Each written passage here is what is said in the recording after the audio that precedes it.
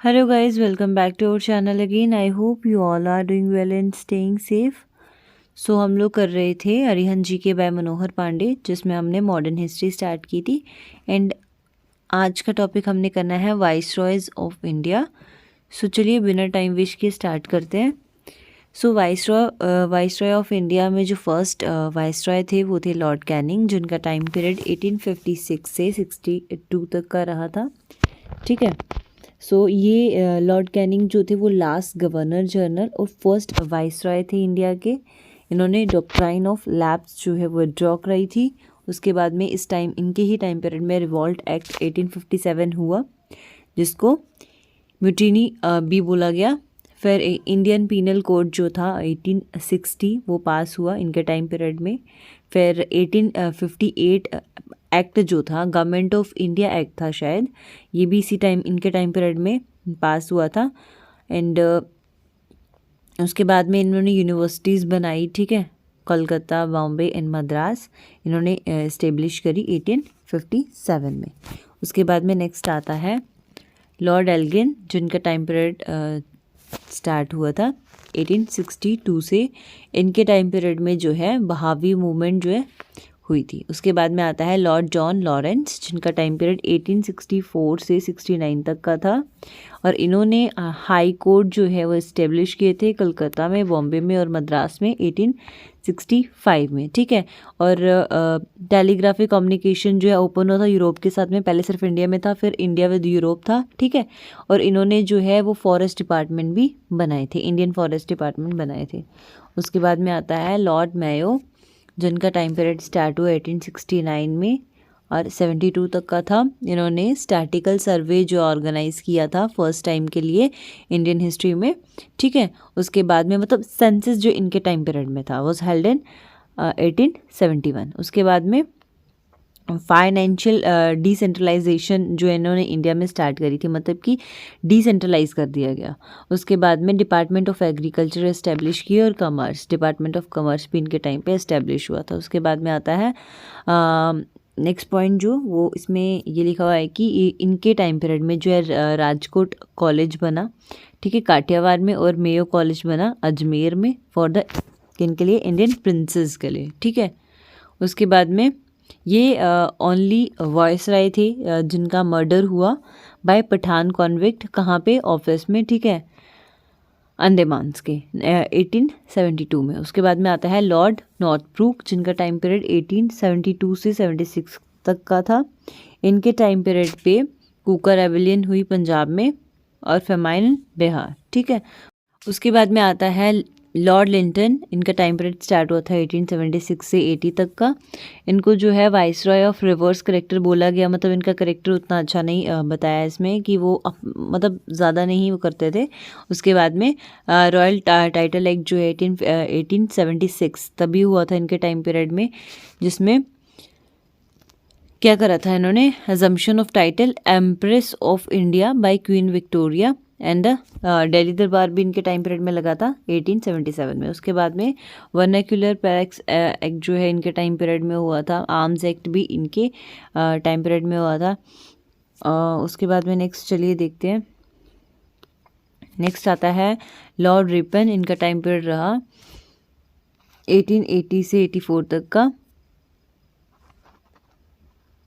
ठीक है।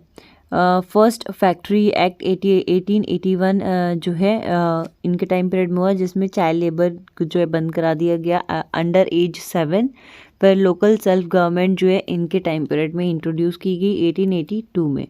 उसके बाद में वर्नाक्यूलर प्रेस एक्ट जो है 1882 वो इन्हीं के टाइम पर रिपील किया गया। उसके बाद में जो फाइनेंसेस थे सेंटर्स के उनको डिवाइड कर दिया गया। लॉर्ड रिपन जो थे उनको founding father of local governance India में जो है रिगार्ड किया गया, मतलब उनको माना गया father of local self governance. उसके बाद में आता है कि जो एजुकेशन कमीशन थे वो अपॉइंट किए गए किनके अंडर, सर विलियम हंटर के अंदर 1882 में, उनकी प्राइमरी और सेकेंडरी एजुकेशंस को इम्प्रूव करने के लिए। एंड ये जो एल्बर्ट बिल कंट्रोवर्सी इनके टाइम पीरियड में हुई थी, मतलब ये हुई थी 1883 में। ठीक है। उसके बाद में नेक्स्ट आता है लॉर्ड डफरिन, इनका टाइम पीरियड रहा 1884 से 88 तक का। इन्हीं के टाइम पीरियड में थर्ड बर्मिस वॉर हुई थी 1885 से 86 तक, ठीक है। फिर इंडियन नेशनल कांग्रेस जो है इन्हीं के टाइम में जो है वो इस्टेब्लिश हुई थी 1885 में, ठीक है। चलिए नेक्स्ट आता है लॉर्ड लैंसडौन। इनका टाइम पीरियड स्टार्ट हुआ 1888 से 94 तक का। फैक्ट्री एक्ट ऑफ 1891 जो है इन्हीं के टाइम पीरियड में होता है। इसमें जो वीकली हॉलीडेज ग्रांट कराई गई, ठीक है, वुमेंस को या चिल्ड्रंस को, जैसे स्कूल्स वगैरह में जो होती हैं, और जितने भी वर्किंग आवर्स होते थे वुमेन के और चिल्ड्रन के, उनको स्टिपुलेट किया गया। उसके बाद में सिविल सर्विसेज को जो है वो इम्पेरियल और प्रोविंशियल और सब ऑर्डिनेट सर्विसेज में डिवाइड किया गया। फिर इंडियन काउंसिल एक्ट 1892 जो है इन्हीं के टाइम पीरियड में हुआ था। दुरन कमीशन जिसको डिफाइन किया गया, दुरन लाइन बिटवीन ब्रिटिश इंडिया और अफगानिस्तान इन 1893 में, ये भी उन्हीं के टाइम पीरियड में हुआ था, ठीक है। उसके बाद में आता है लॉर्ड एल्गिन सेकेंड। तो इनका टाइम पीरियड स्टार्ट हुआ 1894 से 99 तक का इनका टाइम पीरियड था, ठीक है। सदर्न अपराइजिंग जो है 1899 में हुई। फिर उसके बाद में ग्रेट फेमाइन ऑफ 1896 से 1897 तक का था। लायल कमीशन ऑफ फेमाइन जो है इन्हीं के टाइम पीरियड में इस्टेब्लिश हुआ। उसके बाद में आता है लॉर्ड कर्जन, जिनका टाइम पीरियड स्टार्ट हुआ था 1899 से 1905 तक का इनका टाइम पीरियड था। इनके टाइम पीरियड में जो है कमीशन अपॉइंट कराई गई अंडर सर थॉमस रेले के द्वारा 1902 में, और इसमें क्या सुजेस्ट किया गया था उनको, कुछ रिफॉर्म्स रिगार्डिंग यूनिवर्सिटी के रिगार्डिंग्स कुछ रिफॉर्म्स जो है वो सुजेस्ट किए गए थे, ठीक है। इंडियन यूनिवर्सिटी एक्ट 1904 इन्हीं के टाइम पीरियड में जो है वो ये एक्ट जो है पास हुआ था। किसके बेसिस पे था ये? रिकमेंडेशंस के बेसिस पे था, ठीक है। एंशियंट मॉन्यूमेंट्स प्रिजर्वेशन एक्ट 1904 ये भी इन्हीं के टाइम पीरियड में हुआ था। इसमें जो आर्कियोलॉजिकल सर्वे हुआ था इंडिया का वो इन्होंने इस्टेब्लिश किया था। उसके बाद में एग्रीकल्चर रिसर्च इंस्टीट्यूट जो है इस्टेब्लिश हुआ दिल्ली में, और पार्टीशन ऑफ बंगाल 1905 भी इन्हीं के टाइम पे हुआ, ठीक है। उसके बाद में आता है लॉर्ड मिंटो, जिनका टाइम पीरियड स्टार्ट हुआ 1905 से 1910 तक। स्वदेशी मूवमेंट जो कि 1905 से 1908 तक का था। फाउंडेशन ऑफ मुस्लिम लीग 1906 में हुआ। Surat session and split into Congress 1907 में हुआ। मॉर्ले मिंटो रिफॉर्म्स 1909 में हुआ। ये सब किन के टाइम पीरियड में हुआ? लॉर्ड मिंटो के टाइम पीरियड पे हुआ था, ठीक है। फिर नेक्स्ट आता है लॉर्ड हार्डिंग, जिनका टाइम पीरियड 1910 से 16 तक का था। फिर इनके टाइम पीरियड में जो है कैपिटल शिफ्ट की गई कोलकाता से दिल्ली। फिर दिल्ली दरबार भी इनके टाइम पीरियड पे हुआ था। तो जब शिफ्ट की थी कैपिटल कलकत्ता से दिल्ली, कौन से ईयर में की थी? 1911 में की थी। फिर उसके बाद में दिल्ली दरबार हुआ। पार्टीशन ऑफ बंगाल जो है वो कैंसिल हो गया था इनके टाइम पीरियड पे, ठीक है। फिर हिंदू महासभा जो है वो फाउंड हुई 1915 में बाय पंडित मदन मोहन मलवैया के द्वारा, ठीक है। ये आपको याद रखना है, ये इम्पोर्टेंट पॉइंट है। हिंदू महासभा जो है वो फाउंड कब हुई थी? 1915 में हुई थी। किसके द्वारा हुई थी? पंडित मदन मोहन मलवैया के द्वारा। उसके बाद में आता है लॉर्ड कैल्म्सफोर्ड, इनका टाइम पीरियड रहा 1916 से 21 तक का। इनके टाइम पीरियड में गांधी जो है वो रिटर्न हुए थे, ठीक है, इंडिया में 1915, आई थिंक 9 जनवरी 1915। और फिर साबरमती आश्रम जो है ये फाउंड हुआ 1916 में।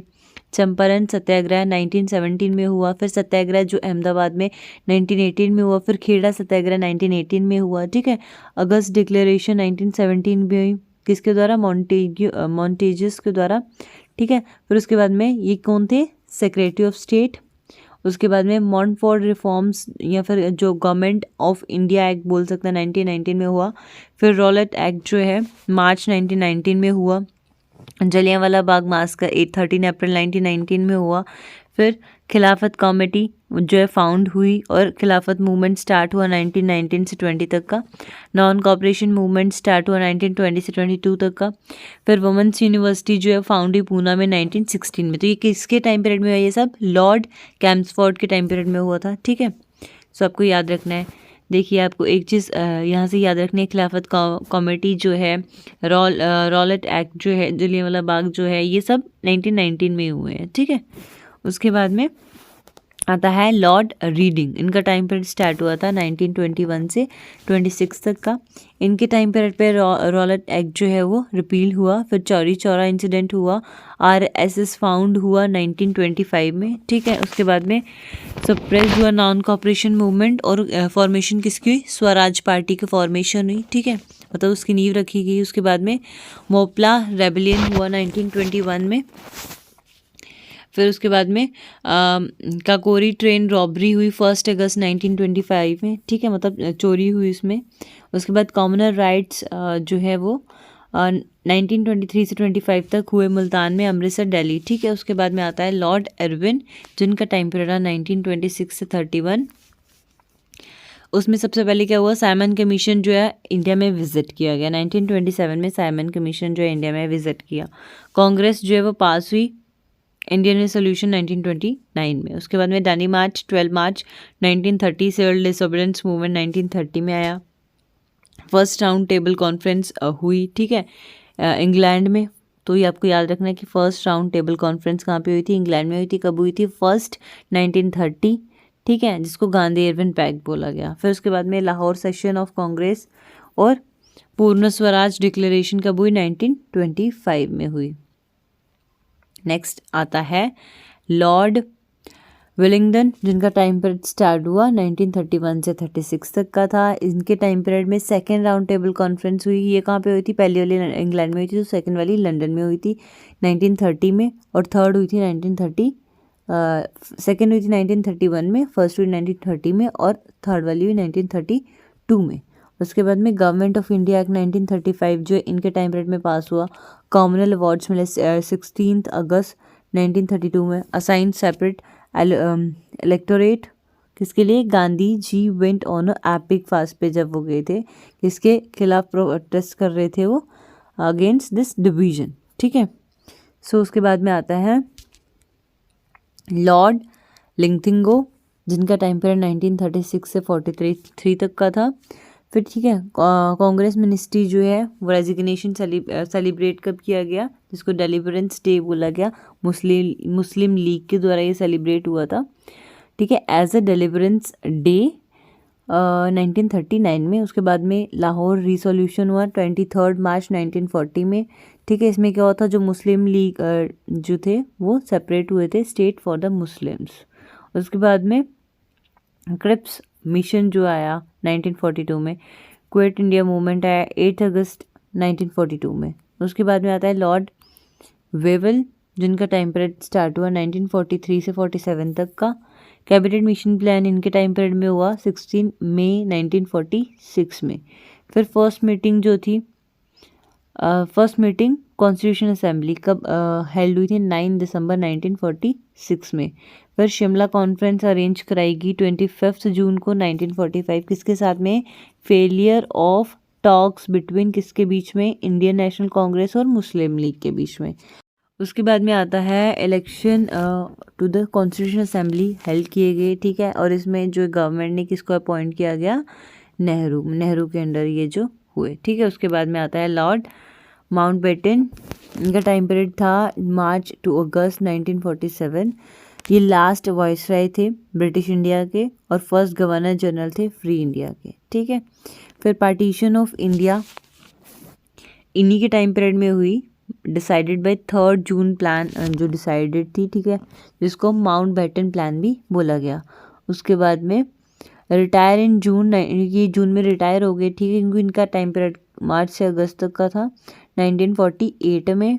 एंड ये एक सक्सीड, किसके द्वारा ये सक्सीड हुए, राजा गोपाल आचार्य, ठीक है। उसके बाद में ये फर्स्ट और लास्ट इंडियन गवर्नर जनरल थे फ्री इंडिया के, फर्स्ट भी ये थे और लास्ट भी ये थे। इंडियन इंडिपेंडेंस एक्ट जो है इनके टाइम पीरियड में पास हुआ बाय द ब्रिटिश पार्लियामेंट, कब, 4 जुलाई 1947 में, जिसके द्वारा ये एक इंडिपेंडेंट हुए, किसके मतलब कौन से डे में, 15 अगस्त 1947। सो ये थे हमारे वाइसरॉय, जिनके बारे में पढ़ लिया। अगला नेक्स्ट टॉपिक है रिवॉल्ट ऑफ 1857, जो हम नेक्स्ट लेक्चर में करेंगे। आई होप आपको वीडियो अच्छी लगी हो, अगर अच्छी लगी हो तो लाइक करना, शेयर करना एंड सब्सक्राइब करना मेरे चैनल को। एंड वन थिंग कि जैसे ये कुछ एक्ट्स हैं ठीक है, जैसे रिवॉल्ट एक्ट हो गया, जलियांवाला बाग मास्कर खिलाफ, नॉन कॉपरेशन मूवमेंट, खिलाफत कमेटी। ठीक है, अगर आप चाहते हैं कि मैं इन पे एक डिटेल वीडियो बनाऊं, क्योंकि ये बुक बहुत शॉर्ट में दी है, इसमें सिर्फ एक्ट्स वगैरह इनके नाम वगैरह दिए हुए हैं। मैं चाहती हूँ कि इस बुक को मैं इसी तरीके से पढ़ाऊँ जो उसमें लिखा गया है, ज़्यादा एक्सप्लेन ना करूँ। अगर आप चाहते हैं कि मैं इन पे भी वीडियोस बनाऊँ तो आप अलग से मेरे को कमेंट कर देना, ताकि मैं इसके लिए एक अलग बुक स्टार्ट करूँ जिसमें डिटेल दिया हो, ताकि हर एक टॉपिक को हम अच्छे से क्लियर कर पाएँ। सो आई होप कि आप समझ पा रहे होंगे। अगर इसके रिलेटेड कोई भी डाउट होगा तो आप मुझे कमेंट बॉक्स में पूछ सकते हैं, या कुछ आपको मेरे को कुछ सजेशन देनी होगी तब भी कमेंट बॉक्स में बता सकते हैं। अदरवाइज़ आप मेरे इंस्टाग्राम हैंडल पे डीएम कर सकते हैं, जो कि सेम नाम से है, Edward by Tania. So thanks for watching my video.